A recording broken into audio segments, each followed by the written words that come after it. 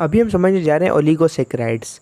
ठीक है, तो ओलिगोसैकेराइड का मकसद क्या होता है, मतलब जो वर्ड है उसके बारे में सबसे यानी पहले हम जानेंगे कि वर्ड कहना क्या चाहता है।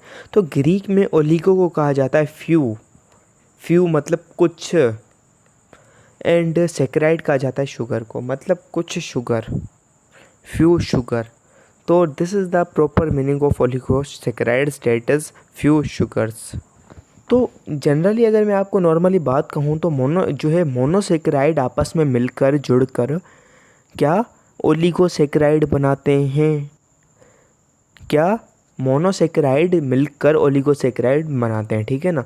तो जब आप किसी भी ओलिगोसेकेराइड के मॉलिक्यूल को तोड़ेंगे, आप कभी भी एक ओलिगोसेकेराइड के मॉलिक्यूल को तोड़ेंगे, फॉर सपोज जो है हमारे पास ए जो है एक ओलिगोसेकेराइड का मॉलिक्यूल है, ठीक है ना, इट इज़ कॉल्ड ओलिगोसेकेराइड। जब आप इसको ब्रेक डाउन करेंगे तो हमें 2 से लेकर 10 तक क्या मोनोसेकेराइड मिलेंगे। मोनोसेकेराइड मतलब 2 मोनोसेकेराइड मिलकर क्या ओलिगोसेकेराइड बना सकता है, 10 मोनोसेकेराइड मिलकर ओलिगोसेकेराइड बना सकता है। ठीक है ना। तो 10 के ज़्यादा होंगे तो वो पॉलीसेकेराइड बन जाएगा। ठीक है ना। तो 2 से लेकर 10 मोनोसेकेराइड के मॉलिक्यूल आपस में जुड़कर ओलिगोसेकेराइड बनाते हैं। यानी समझ लो माइक्रो मॉलिक्यूल जुड़कर, माइक्रो मॉलिक्यूल्स ने जुड़कर मैक्रो मॉलिक्यूल बना दिया, अमाइनो एसिड ने जुड़कर प्रोटीन बना दिया। ठीक है ना, ऐसा समझ लो तुम लोग। अब देखो for suppose there is the thing that, जो है हमारे पास कार्बोहाइड्रेट की वो टाइप होती है जो 2 से लेकर 10 मोनोसेकेराइड से जुड़ती है। जब हम इसको हाइड्रोलाइज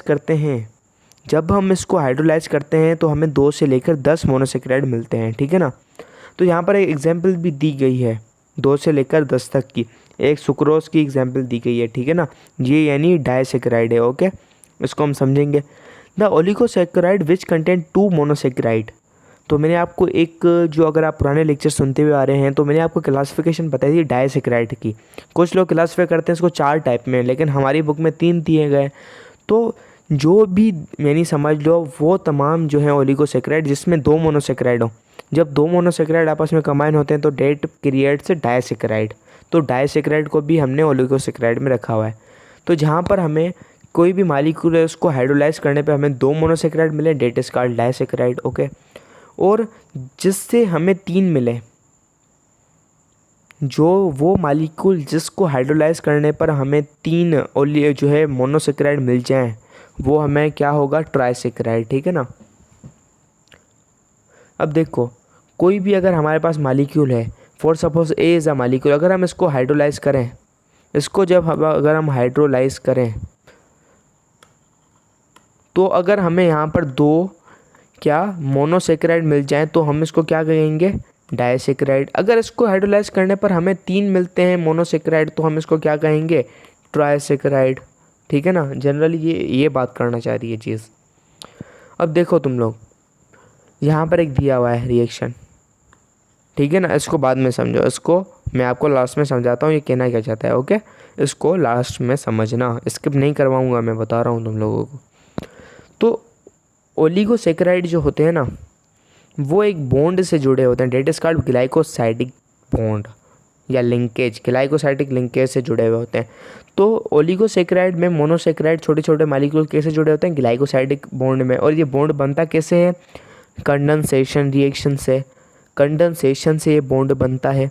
तो यहाँ पर दिया हुआ ये एक ग्लाइकोसाइडिक लिंकेज है, देख लो फिगर देखो तुम लोग, ये जो है ग्लाइकोसाइडिक है। ओके, तो देखो जनरली नॉर्मली एक ये मॉलिक्यूल है, इसको छोड़ दो, ये इतना एक मॉलिक्यूल है, देख रहे हो तुम, किसी एक्स्ट्रा चीज़ को मत लो, इतना ले लो। ये देखो ये एक मॉलिक्यूल है, ये मॉलिक्यूल नंबर 1 है, ये मॉलिक्यूल नंबर 2 है।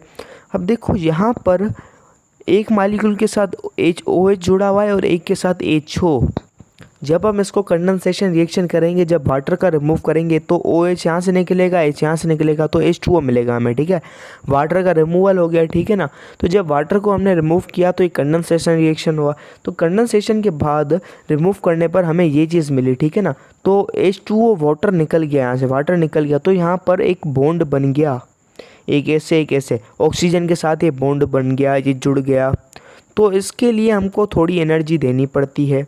इसको हमें एनर्जी देनी पड़ती है इस बॉन्ड के फॉर्मेशन के लिए। तो ये एक रिंग, ठीक है ना, तो इस टाइप के बॉन्ड को कहा जाता है ग्लाइकोसाइडिक लिंकेज या ग्लाइकोसाइडिक बॉन्ड, ठीक है ना। तो अब ये इसको जो है समझ लो, ये जो है रिंग शेप का होता है, समझ लो ये रिंग शेप का होता है बॉन्ड, समझ लो रिंग शेप का बॉन्ड होता है और जिसमें 5 मेंबर होते हैं। ये एक्स्ट्रा डीप में लिखी हुई चीज़, ये जो है फर्स्ट ईयर बायो में से लिया हुआ है, ये फर्स्ट ईयर बायो में से लिया हुआ है, बिल्कुल डीप में लिखा हुआ है।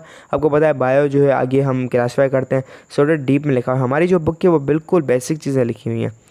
अब देखो ये ग्लाइकोसाइडिक बॉन्ड के बारे में तुमने पढ़ा, ये याद रखना, ये रिंग टाइप होता है। ग्लाइकोसाइडिक जो बॉन्ड होता है उसका स्ट्रक्चर रिंग टाइप होता है, ये याद रख लो बस तुम लोग, ठीक है।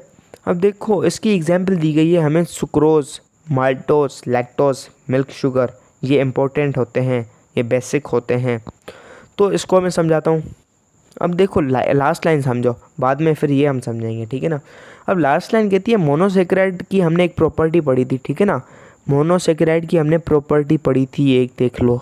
देखो हमने मोनोसेक्राइड पढ़ा था कि वो क्रिस्टलाइन सॉलिड होते हैं, टेस्ट में स्वीट होते हैं, सोल्यूबल इन वाटर होते हैं। तो अब मोनोसेक्राइड तो होते हैं क्या, ओलिगोसेक्राइड होते हैं। अब बुक वालों ने लिखा हुआ है कि ओलिगोसेक्राइड्स आर क्रिस्टलाइन सॉलिड, ठीक है, sweet in taste and soluble in water. ये मोनोसेक्राइड की तरह ओलिगोसेक्राइड क्या क्रिस्टलाइन सॉलिड होते हैं, टेस्ट में मीठे होते हैं और वाटर के तरह सोल्यूबल होते हैं। बट ये जो होते हैं मोनोसेक्राइड जो होते हैं बहुत ही ज़्यादा सोल्यूबल होते हैं, बहुत ही ज़्यादा जो है स्वीट होते हैं, मीठे। ओलिगोसेक्राइड और लेस स्वीट इन टेस्ट, यहाँ पर लेस होते हैं, ठीक है ना, लेस आएगा और लेस सोल्यूबल होते हैं, देख लो। ओलिगोसेक्राइड जो होते हैं मोनोसेक्राइड से कम सोल्यूबल होते हैं, कम स्वीट इन टेस्ट होते हैं, बट होते हैं। अब तुम फर्स्ट ईयर की बायो में पढ़ोगे, यहाँ पर लिखा हुआ था, मैंने पढ़ा था इसको, तो इसको पढ़ने के बाद जो है मैंने इसको रीड आउट किया, तो ये एक मिस्टेक मिली मुझे। तो ये क्या होते हैं, लेस होते हैं, मोनोसेक्राइड से ज़्यादा होते हैं, उसके बाद थोड़े बहुत ओलिगोसेक्राइड होते हैं, बट आगे हम जानेंगे पोली के बारे में। तो अब देखो ये एक चीज़ तुमने समझ ली, ओके। अब आगे एक चीज़ आ जाती है हमारे पास, डेट, यहाँ पर एक रिएक्शन लिखा हुआ है, जैसे रिएक्शन कि कैसे हाइड्रोलाइसिस से हमें मोनोसेक्राइड्स मिलते हैं 2 से लेकर 10 तक, ओके। अब देखो ये कैसे होते हैं। सुक्रोज क्या है, एक डाइसेक्राइड है, ठीक है ना, ये एक डाइसेक्राइड है, इसके अंदर 2 शुगर हैं, ठीक है ना। तो शुगर कैसे फार्म होता है आपको पता है, आपको ये जो है सुक्रोज कैसे फार्म होता है आपको पता है, ये एक डाइसेक्राइड होते हैं। जब हम इसको हाइड्रोलाइसिस के तरह डालेंगे, जब इसको ब्रेक करेंगे, वाटर की एडिशन करेंगे, तो हमें क्या चीज़ मिलेगी, तो हमें एक चीज़ मिलेगी क्या, 2 जो है मोनोसेक्राइड मिलेंगी हमें, 2 मोनोसेक्राइड हमको मिलेंगे बेटा, 2 मोनोसेक्राइड, एक होगा ग्लूकोज और दूसरा होगा फ्रक्टोज। ये 2 मोनोसेक्राइड आपस में जब ग्लाइकोसाइडिक बॉन्ड से जुड़े तो ये इन्होंने सुक्रोज बना लिया, ठीक है ना। ये एक एग्जांपल है हाइड्रो जो है हमारे पास क्या, ओलिगोसेक्राइड की। तो आई होप आप लोगों को यहाँ तक बिल्कुल क्लियर कट में समझ आ गया होगा, बिल्कुल क्लियरली समझ आ गया होगा।